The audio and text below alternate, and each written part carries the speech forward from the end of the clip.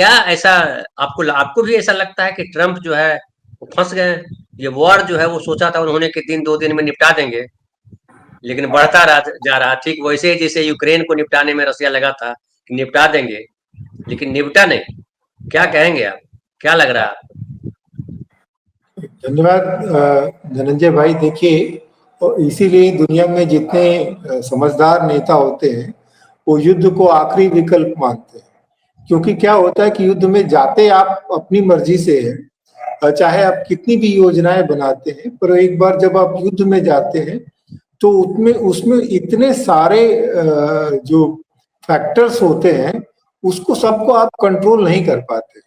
और सिर्फ सैन्य ताकत के बल पे लड़ाई नहीं जीती जाती है। एक एक जो बात होती है जो युद्ध को तय करती है वो होता है कि किसी राष्ट्र का रिजोल्यूशन या रेजिलियंस। तो ये बार बार दुनिया में देशों ने दिखाया है, चाहे वो रूस जापान का युद्ध हो, चाहे वो अमेरिका वियतनाम का युद्ध हो, और चाहे वो कई सारे उदाहरण है ना। अब जो जो ट्रम्प साहब जो जहां फंसे हैं वो ये फंसे हैं कि एक तो ट्रम्प साहब बहुत हड़बड़ी में है और उनको लग रहा था कि मतलब जो अमेरिका जो है वो अब एकमात्र शासक विश्व शक्ति बचा है और वो चीजों को अपने हिसाब से तय करने में सक्षम है। और ये दम उनकी बात में दिखता भी था। वो राष्ट्रपति बनने से पहले ही उन्होंने घोषणा कर दी थी कि वो 3 दिनों में जो है हम यूक्रेन और रूस का युद्ध खत्म कर देंगे, गाजा में वो मॉल बना देंगे, गाजा को पूरा, हमास को पूरा मिट्टी में मिला देंगे। लेकिन जब वो चीजों को और भी तमाम धमकियां उन्होंने दी। ग्रीनलैंड को कहा कि उसको हम कब्जा कर लेंगे, कनाडा को कहा कि हम आप उसको 51वां राज्य बना देंगे। लेकिन जैसे जैसे वो जमीन पे उतरे तो तब उनको पता चला कि जमीन उनके पांव के नीचे जो जमीन जो है वो ठोस नहीं बल्कि बहुत पोली है।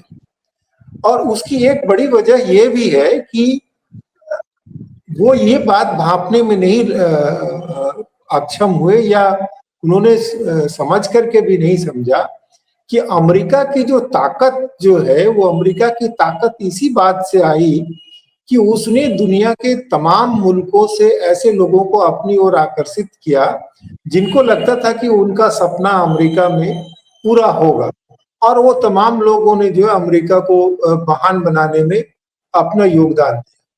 ट्रम्प साहब आने के बाद उन्होंने ये एकदम से घोषणा कर दी कि अब अमेरिका को जो है इन तमाम लोगों की जरूरत नहीं है जिनका खून पसीना अमेरिका को बनाने में लगा था या जिनके मेहनत से अभी भी अमेरिका की मशीनरी चलती है। देखिए, दुनिया में कोई भी देश जो है उसका रसूख बहुत महत्वपूर्ण होता है, वो फिनेंशियली भी और मिलिट्रीली भी। क्योंकि आपका जो रसूख या आपकी जो विश्वसनीयता होती है वो तय करती है कि आपके साथ कौन खड़ा रहेगा, कौन खड़ा नहीं रहेगा। अब इस लड़ाई में ट्रम्प साहब ने जो है अमेरिका को एक ढंग से पूरी तरह से एक्सपोज कर दिया, पूरी तरह से अविश्वसनीय कर दिया।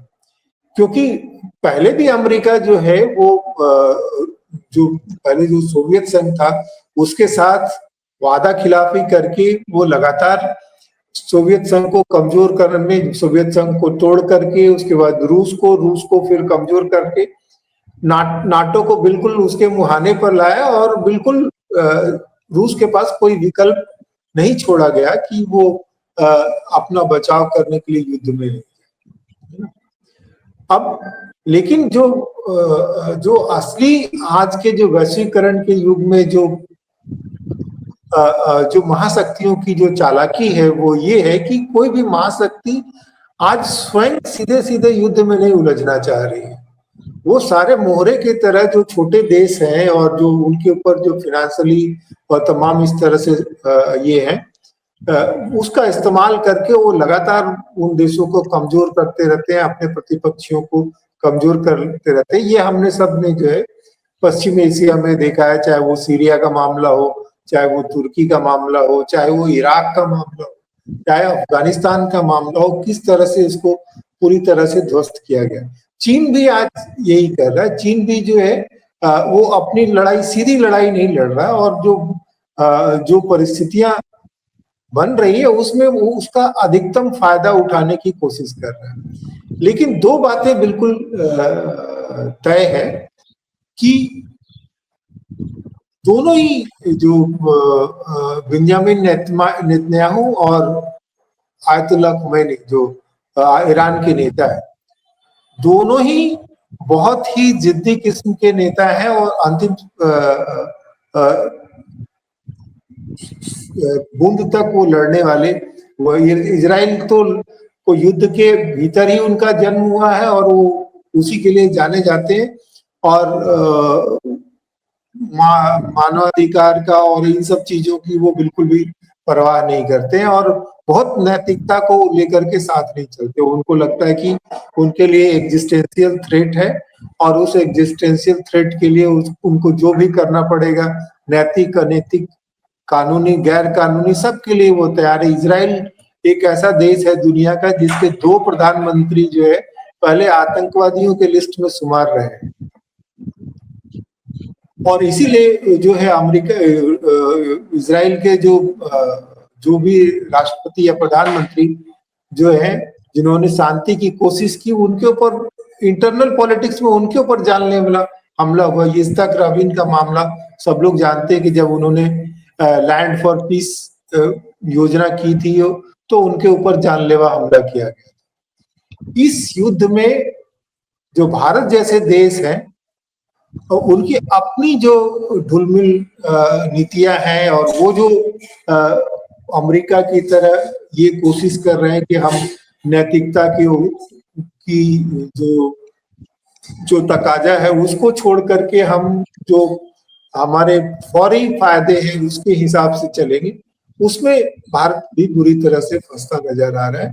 क्योंकि अमेरिका कभी भी जब अमेरिका इजराइल का नहीं हुआ तो आपका क्या होगा, है ना। और आप अभी अमेरिका हुए भी नहीं है तो आप अमेरिका की तरह जो है हर कदम पर अपने सहयोगी को बदल नहीं सकते, या अपने सहयोगी को धमका नहीं सकते। और अभी ऑपरेशन सिंदूर रुका हुआ है, ये कह रहे हैं, या पाकिस्तान के साथ मामला अभी सेटल नहीं हुआ है। और रूस और चीन दोनों के लिए जो है ये युद्ध जो है, अगर वो तमाशबीन बन करके युद्ध देखते हैं तो उनके लिए जो है आगे आने वाली राह बहुत मुश्किल होने वाली है। और इसीलिए चीन तो खुल करके स्टेटमेंट दे भी रहा है और मदद करने की कोशिश भी कर रहा है। तुर्की भी इस बात को समझ रहा है कि उसकी क्या स्थिति है, पर तुर्की जो है, तुर्की हमेशा से जो है दोनों ओर खेलता रहा है, रूस के साथ भी और अमेरिका के साथ भी। जैसे क्योंकि उसकी जो भौगोलिक स्थिति है, भूसामरिक स्थिति, वो उसको बहुत महत्वपूर्ण बनाती है, और जिसका वो इस्तेमाल करता रहता है, कभी रूस के पक्ष में, कभी अमेरिका के पक्ष में। हम लोग जो भारत जैसे देश हैं जिनको अभी अपनी राह बनानी है, और हमने बड़ी मुश्किल से जो आजादी के आंदोलन और उसके आसपास दुनिया में जो हमने एक साख बनाई थी, और उससे जो हमको आगे जाना था, आज जब हमारे पास थोड़ी सैन्य ताकत आई है और आर्थिक ताकत आई है, और अगर हमारे पास वो नैतिक ताकत बची रहती तो हमारा जो रसूख होता दुनिया में, जो हम बार बार सीना ठोक के कहते रहते हैं कि हम विश्व गुरु हैं, विश्व शुरू बनेंगे, तो वो शायद हकीकत होता। पर कोई भी देश जो अपनी नैतिकता छोड़ देता है वो बहुत दूर तक विश्व में नहीं जा पाता है। अब इसका उदाहरण है कि बुर्किना फासो का नेता जो है आज अचानक से विश्व में बहुत सम्मान पा रहा है, क्योंकि वो अपने देश के और अफ्रीका के तमाम देशों के जिनका हक मारा जा रहा है उनके पक्ष में वो आवाज उठा रहा है। तो ट्रंप साहब अभी अपने देश में भी आंतरिक राजनीति में जिस तरह से उनका विरोध हो रहा है, और जिस तरह से उनकी हंसी उड़ रही है, और जिस तरह से अंतर्राष्ट्रीय मोर्चे पे वो चारों तरफ से घिर रहे हैं, क्योंकि नेतन्याहू को वो कंट्रोल नहीं कर सकते, क्योंकि इजराइल जो है वो अपने रास्ते से ही चलता है। तो स्थितियां जो है गंभीर है, और हमको ज्यादा सचेत रहने की जरूरत है।